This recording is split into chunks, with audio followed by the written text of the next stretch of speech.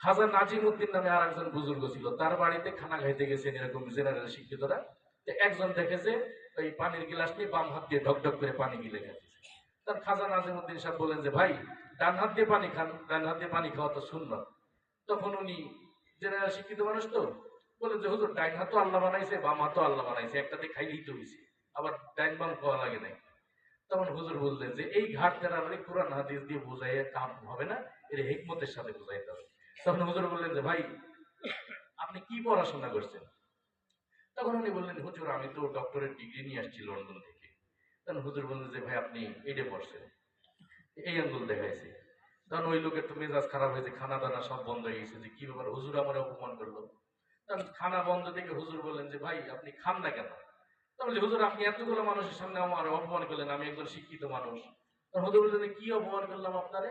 বললেন আপনি আমার এই আঙ্গুল দেখাইলেন, এইটা দেখা অপমান করলেন, এরকম করে কেউ? তখন হুজুর বললেন যে দেখেন, এই আঙ্গুল না দেখে যদি এই আঙ্গুল দেখাইতাম যে আপনি খুব ভালো পড়াশোনা করতেন, আপনি কি রাগ হইতেন? বললেন না, তাইলে রাগ হবো কেন? তখন হুজুর বললেন যে এই আঙ্গুলো তো আল্লাহ বানাইছে, এই আঙ্গুলো তো আল্লাহ বানাইছে, এইটা দেখলে রাগ হন না, এইটা দেখলে রাগ হন। এইটা হইলো হিকমত। কেউ যদি ঘেটি বেকা হয়, ঘাড় তেরা হয়, তাদেরকে ওলামায়ে কেরাম ঘাড় তেরার মতনই বোঝায়।